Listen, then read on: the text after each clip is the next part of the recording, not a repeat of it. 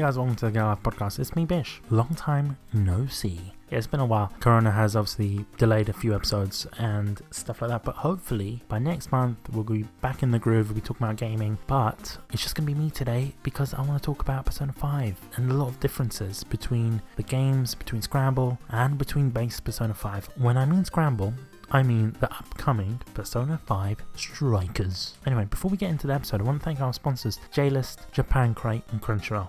Remember, if you do want to support our show, make sure you support our sponsors. But if you can't support our sponsors, support us by sharing this on Twitter, on Facebook, on Instagram. Let's talk about Persona 5 Strikers. So, Persona 5 Strikers, we're getting a Western release this year. By the time you're listening to this episode, the game would have already been released, which is pretty awesome. Hell yeah. So this game, I actually wished it or memed it into existence.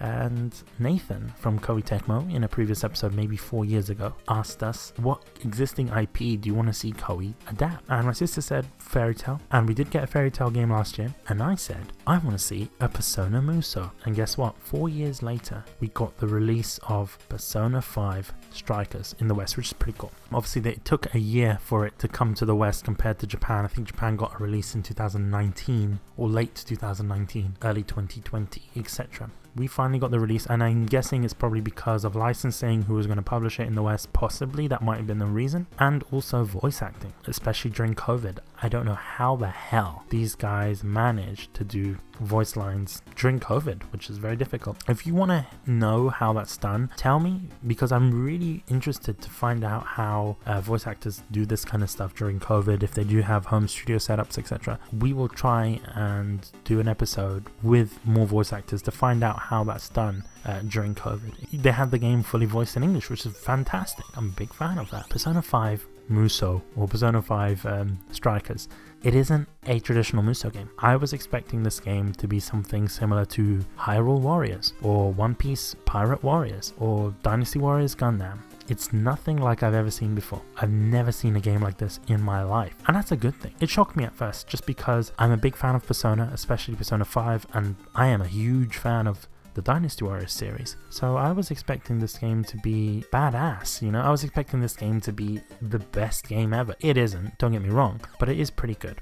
At first I didn't like this game, and I think the reason being is because of its first dungeon, or jails. So dungeons are known as jails in this game. They work slightly differently to palaces, but I imagine them to be the same, and imagine the game in general to follow the same sort of story structure as Persona 5 did, just with different characters. Obviously I can't mention what the story is, but it's pretty much the same. You have this AI called Emma, which acts as the metaverse nav, allows you to enter the metaverse. Yeah, I can't really say much about it because of spoilers, so that's all that I can say. It's pretty much Persona 5 but with Muso elements. The way that you go in and attack enemies, you have a very wide map in most cases, at least in the first dungeon and in future dungeons as well, but in the first dungeons particularly, it's set in Shibuya, so it uses the map of Shibuya Crossing and different sections of Shibuya you may have not seen before within Persona 5, and it uses that wide open map in very interesting ways. There are puzzles, there are different chests to open, etc. And there's different vantage points in which you can launch an ambush, for example from the top of a police van or on top of a lamppost. You can also do these spinning attacks from the lampposts as well within battle as well. You can use your environment in very interesting ways. In some cases, at least I think they have them specifically for boss battles, but they have these little elemental things. So it might be shards of ice, or swords in the ground, or a skateboard, or a gargoyle, or something like that, and you can launch attacks from it, different elemental attacks, especially if you don't have someone that has Agi attacks or Bufu attacks or anything like that. It allows you to use your environment elementally, but sometimes I feel that the game gives that to you, and I don't think it should. The shadows walk around similar to Persona 5 in the sense that they don't really manifest until you attack them. So the moment that you attack them, it's not just one shadow that appears, it's like a few, maybe 10, 20. For a Muso game, these are very smaller scale battles, but it works well for this game because you don't really want to be overrun with shadows. Although I do enjoy that, but I think for the Persona 5 fan that has played Persona 5 but has never played a Musou game, it might be overwhelming to them, or maybe even repetitive and boring. So I'm guessing that's why they did it like that, and it's fantastic as well. It gives an extra layer of strategy as well, because if you're not really necessarily relying on your weapons as such, but you're relying on your personas a lot more in this game, and switching personas, especially when you have less enemies, is very critical, because you'll have enemies that are attacking all at once. Some will have certain weaknesses, some will have certain strengths as well. You'll be fighting two shadows. One of them will have a weakness to ice attacks, and the other one will have a strength to ice attacks, or he'll drain ice attacks. So you have to be very careful in what time to use the persona, maybe using them in tandem with different characters' personas, or quickly switching between personas so that you can get the best effect out of it. It's very strategic in that sense, and what I do enjoy is that when you press down that persona summon button, it slows down time for you, which is not something that we generally get in a Musou game. Yes, we have seen it in Hyrule Warriors, at least Age of Calamity, when you get to use your abilities like the bombs, the magnet, etc. Basically, time slows down. Enemies do not attack, they just stand still while you're summoning your persona, and you can actually direct which area the persona attacks. So it's more of an area of effect attack, an AoE attack, as opposed to just a singular attack, which is fantastic. It does eliminate the need for Mabufu attacks, or the MA attacks, you know, the ones that attack multiple targets at the same time, because most battles don't have you attacking many targets for that use case, right? Or you can attack one target, hit their weakness, and then do an all-out attack, which is fantastic as well. That's another thing that we need to talk about. Once you hit the weaknesses of an enemy, you can do all-out attacks, and that's done by pressing circle, which replaces the Musou button in a Dynasty Warriors game. So you may be wondering, how is the game sort of button mapped, which is very interesting, because you've got your light attacks, which is still square, your heavy attacks or your charge attacks, which is triangle. Circle has been reserved for all-out attacks, as well as action button. So for example, I thought that this was used as a confirm button in the Japanese version, because I have played the Japanese version. Basically, when you're near a lamppost and you want to jump on top of it, I think in base Persona 5 you press X, but in this game you press circle. So I thought maybe that was something between the Japanese version that hasn't properly been translated over, but I understand now that because the all-out attack is not necessarily used all the time, this has been used also as a button to initiate special objects in the game, which makes sense. At first I thought it was just a mistake that hasn't been ported over properly. To summon your persona, you press R1. To use your gun, you press L1 to aim and R1 to shoot. So there's a lot of button combinations, especially when you actually do your Musou moves. In this game it's called Showtime attacks, so the Showtime does return, but see it basically as your Musou attacks. There is no dual Showtime attacks as it is in Persona 5 Royal, which is a shame, to be honest with you. I would have liked to have seen multiple Showtime attacks. It does change depending on who your persona is. So if you're using Arsene, you're going to get a dark attack. If you're using a persona like Archangel, then you'll be using light attacks for your Showtime attack. It doesn't change for other characters, obviously, because their persona is pretty much just the same. Their personas don't change in this game. Everyone, though, has a separate Showtime meter. Obviously, you can't charge it. The only way it does get refilled is by attacking, and the easiest way to refill it is by switching between characters. So performing the baton pass, which is how you switch characters, it's done by the directional buttons. Similar to Musou All-Stars, Jesus Christ, Musou All-Stars actually uses the directional pad to switch between different characters. So we've seen a lot of things coming from other Musou games in that sense. So Koei are using their, functionality a little bit. There is no Musou Rage by any means in this game, which makes sense because that would be a bit overpowered. But when you're fighting boss personas, they have a system in place which is pretty much very basic, but it makes a lot of sense that there is a system similar to Tokiden. Like, it feels very Tokiden-esque. You know what? I'm starting to remember that it basically is Tokiden. This is what this game is. This game is not a Musou game. This game is Tokiden. I didn't necessarily realize that until recording now. Especially when you're attacking and it sort of increases the amount of enemies on the field after you place an initial attack or an ambush. Wow, okay, this game is Tokiden. I've just noticed that now. The boss battles work in a similar way to Tokiden, in which you have a long health bar, but at the same time you have shields that you have to take down. In the case of Tokiden, those shields would have been monster parts, but in this game it's just a shield, so it's basically you have like 5 shields. You have to break down their shields first before actually landing an all-out attack on them. Pretty much similar also to Hyrule Warriors Age of Calamity in that sense. And you can also do these follow-up attacks if you hit their weakness weakness, etc. Basically that lets you jump towards them and land an extra attack. Sometimes your supporting characters would want to get in, they want to be swapped out. When you do swap them out and when you do perform a baton pass, they will do an attack that doesn't consume SP. On the topic of SP, this game is still a Persona game, so you still have to worry about SP, you still have to worry about HP as well, and I often find that because of the way that the game is, you're taking a lot more damage first of all, and you're consuming a lot of SP. The reason why you're taking a lot of damage is because there is no guard function in this game. You cannot block, you can only evade by using the right trigger, or R2, which makes the game a lot more difficult. You cannot guard anymore. You can use certain attacks and certain skills which do consume SP to increase your defense, but if there is a large attack that you have to get out of the way, you just have to hope that you can dash it in time, which is disappointing, but I understand why they do that, just because a guard mechanic wouldn't necessarily work in a Musou game like this. I do realize that the game is really hard because the fact that they've removed blocking, and as a Musou player I don't really like blocking anyway to begin with, and I don't like the idea of parrying or anything like that. So I thought, hey, I'm gonna go in all guns blazing. I got my ass handed to me in this game straight away. I was like, you know what, I'm gonna play normal just so I get a feel for this game.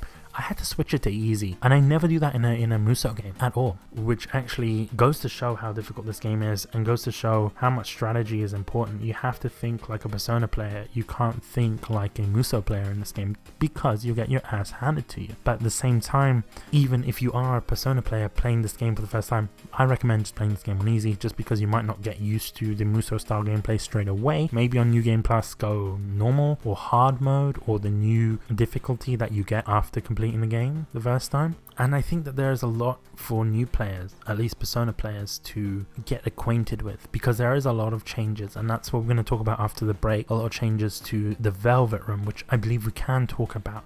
So yeah, we'll see you on the other side.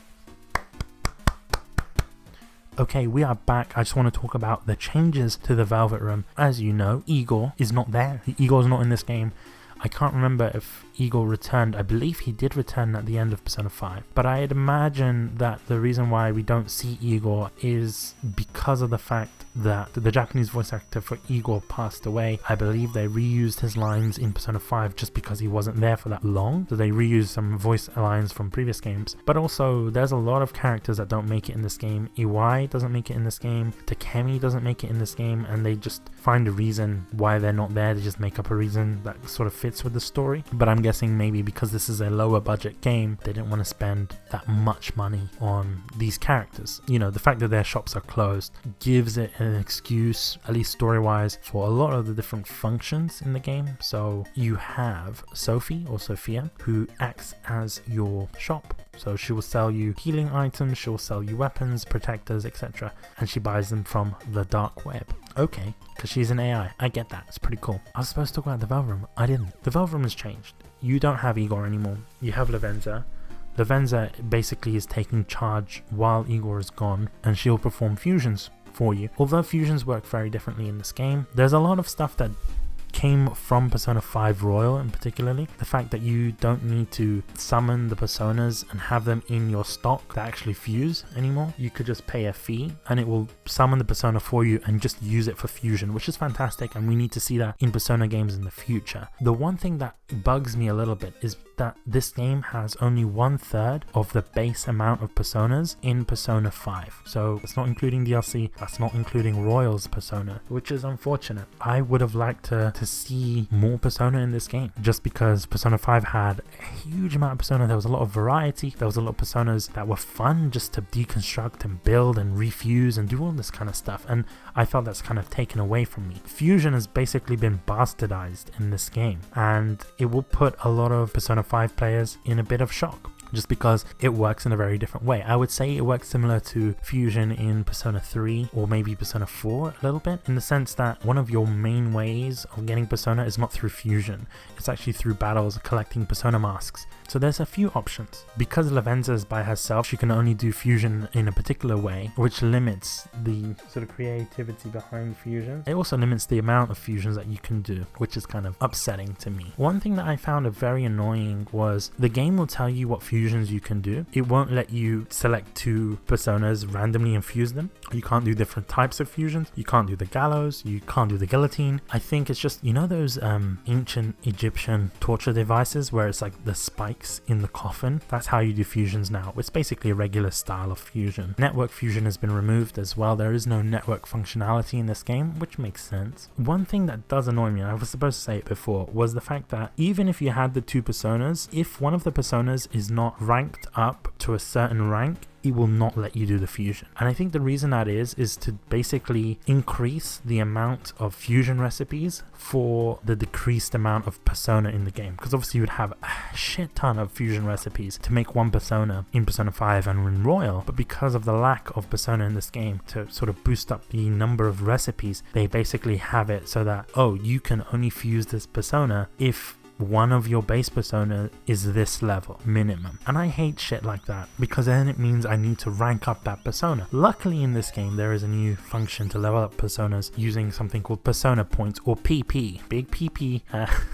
Yeah, that was a PewDiePie reference, but you need to have as much PP as you can. And it's just so stupid, because the way you get persona points is by filling up your stock. So if you pick up a mask that you already own, you will get more PP. And Persona 4, actually, and Persona 3, if you got a persona card, then I believe it would give you I don't know if it would give you extra XP or something if you picked up a persona that you already owned or something like that, or more money or something like that. I don't know, but the PP system is pretty shitty. Every time you delete a persona not from the compendium but from your stock, it gets transformed into PP, and the higher the persona's rank is, the more PP you get. So effectively you can pay to level up your persona, and what I mean by this is that you can delete your persona, get some PP, right, and then rebuy it from the compendium and just continue to do that. If you have enough money, you can continue to do that, and it's a hell of a grind, and I would not recommend it because it can only do it as high as your current level. So pretty much by the end of the game, what I see a lot of people doing is that they'll grind for PP, right, and they'll keep on summoning personas and then using them like that. And I think it's not that good. I don't like the idea of that.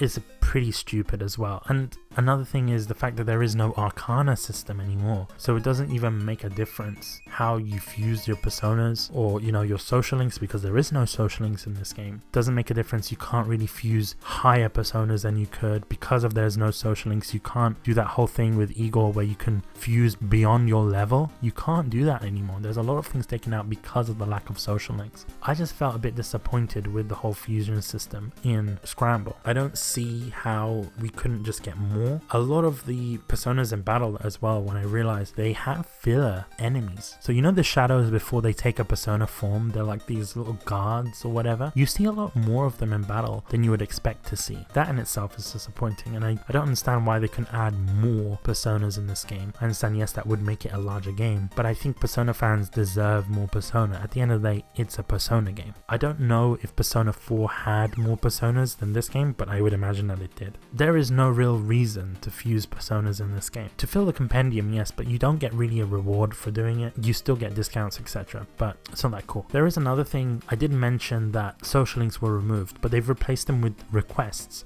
So in Persona 5 you used to get mementos requests where you would do these different requests for people and progress stories, progress social links that way. But in this game you have a bond meter which basically replaces your social links, and you have the requests which replaces your mementos requests. But the requests can also increase your bond meter, give you more XP towards bonds. Not the best system. I keep on saying that in this episode, that these systems are there to replace these systems, and I feel like we're going backwards in time as opposed to forward. I don't see why those systems had to be removed in the first place. And one thing I keep on getting back to is probably because this game is multi-console, right? It's on the Switch, it's on the PC, it's on the PS4. And I'm guessing the fact that the game is on the Switch is the reason why they are doing this. They're not putting as much features, probably because the Switch can't handle all this. And I know a lot of people want Persona 5 on the Switch, but can the Switch even run Persona 5? That is a question that I want to know. But that's besides the point. I know know Koei does that a lot. They sort of take away features from the game because they fear that one console won't be able to get it, and they don't want to do a case where one console gets a completely different version of the game than another console, like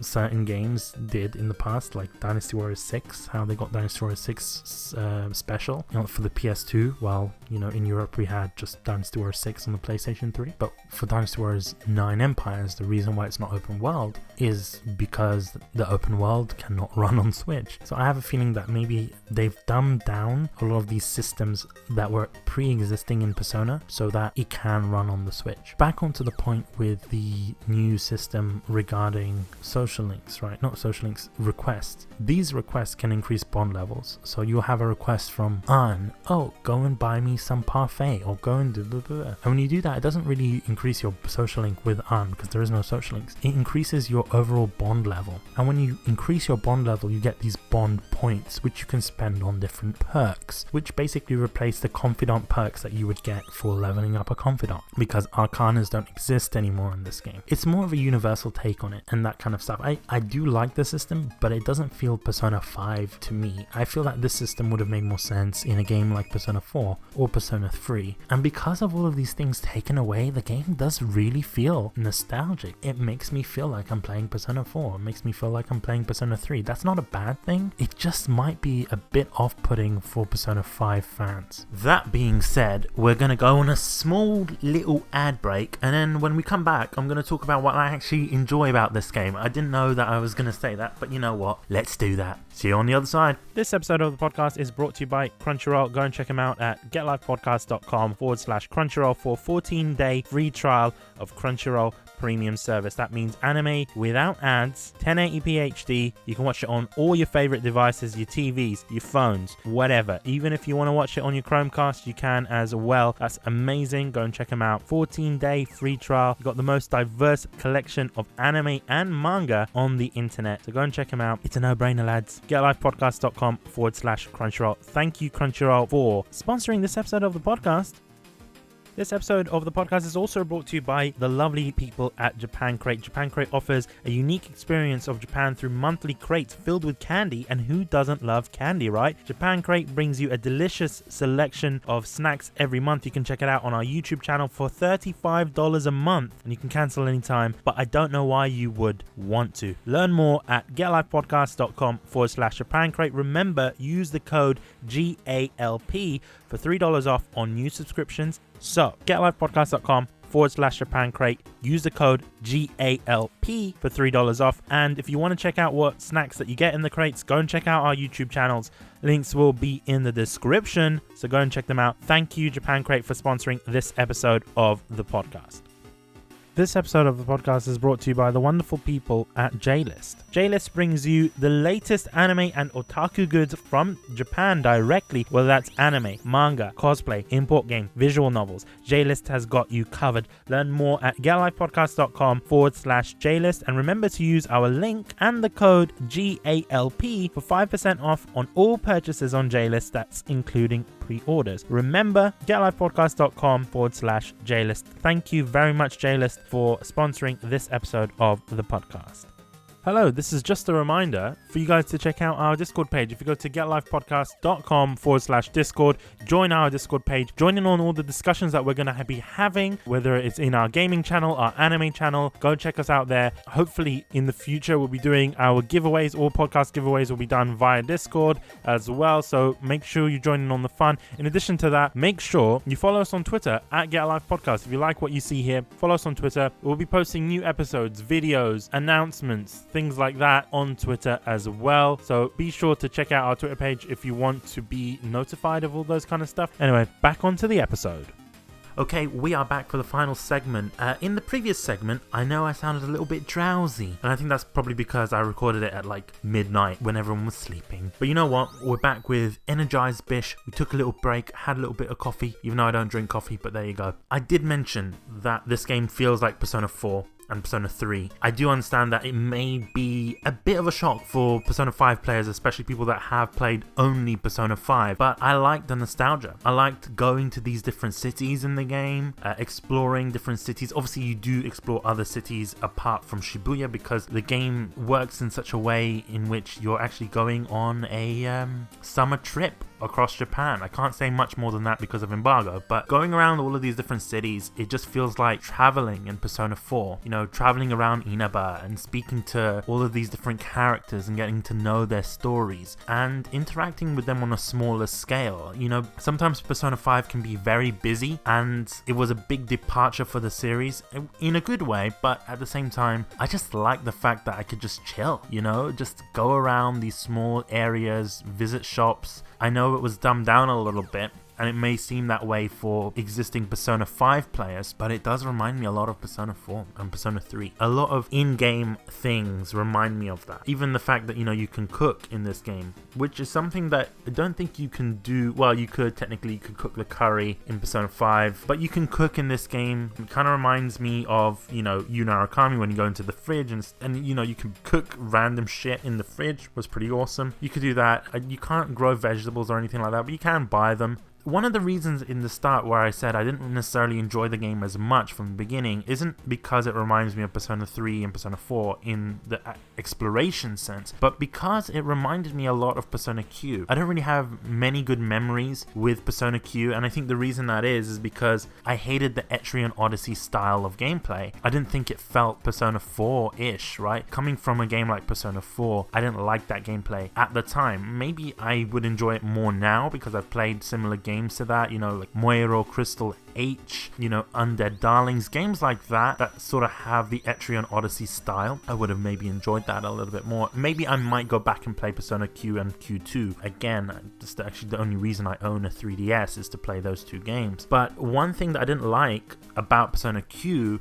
was the fact that you had to draw out the map, and it became incredibly frustrating. I couldn't really enjoy the game as such because of just fucking drawing the map out, and that's probably the reason why I don't like Q. And I think maybe subconsciously initially the reason why I didn't like Strikers or Scramble is because the first dungeon in Q and the first jail in Strikers had the same theme, which was Alice in Wonderland, and that sort of put me off. Maybe on a subconscious level I was like, oh shit, I hate this.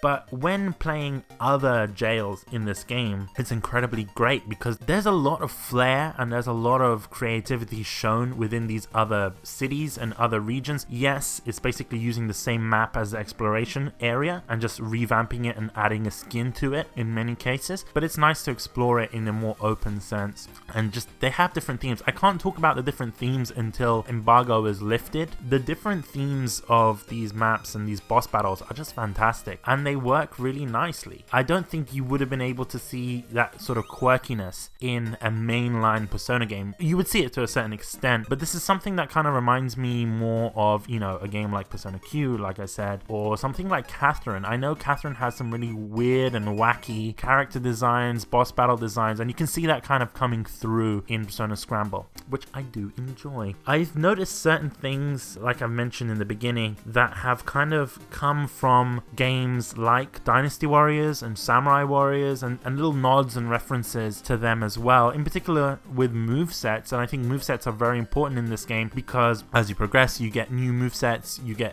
additional movesets and stuff like that, and power-ups to your existing movesets, which is great. I've noticed that characters that I don't use in Persona 5 or in the base game, I'm using them more in this game. I know Royal made it very useful to bring characters like Makoto and Haru. I never used to use Haru until Royal. To be honest with you, I never used to use characters like Yusuke at all. I found him very annoying, and I found him incredibly shit. I know that there's a lot of Yusuke fans out there, but I just found him shit in battle. I wouldn't bring him in because I would have persona like Satan and Sataniel and all these personas that can do ice attacks far better than Yusuke. And it was the same with characters like An. Like after the first dungeon, I would never really put An in my team again. It would tends to be more healer focused. So I would have Makoto, I was going to say Ryuji. Sometimes I bring in Ryuji, but it would be Makoto, Haru, and Mona. They would be my main team. And in this game, I find myself using the characters that have better melee weapons. So Yusuke, because he has that massive katana, fuck yeah, he's incredibly useful in this game. His moveset reminds me of Jotai from Dynasty Warriors, which is fantastic. I love movesets like that. I love the whole smashing triangle to do as many attacks as you can within this one move. It's amazing. I use Haru a lot as well. Haru can do some intense damage, especially with the grenade launcher that she has. Of course, she does have less ammo, but the damage that she does is just fantastic. The axe that she uses as well, it's quite heavy, but it does do a lot of damage, especially if you can manage to pull off a baton pass in time, because then she does this really crazy combo where she's jumping and she does a sort of spinning attack that's like similar to like a Beyblade. It's pretty awesome. When you see gameplay, you'll know what I'm talking about. Other characters I like to use, I like using Makoto just because she's very fast as well. I don't really use her persona as much. I use them mainly for melee attacks. And Ryuji, I'm not really into Ryuji in this game. I'm not really into Mona either. I find that Mona really gets just beaten down a lot. I'm not sure if that's his base defense is just that low, or maybe I'm not used to Mona's attacks just because of how small Mona is. Mona can tend to be more agile, I've noticed that, but Mona isn't necessarily one person that I'll put in my team. I've noticed that characters like Ann as well, pretty much she reminds me a lot of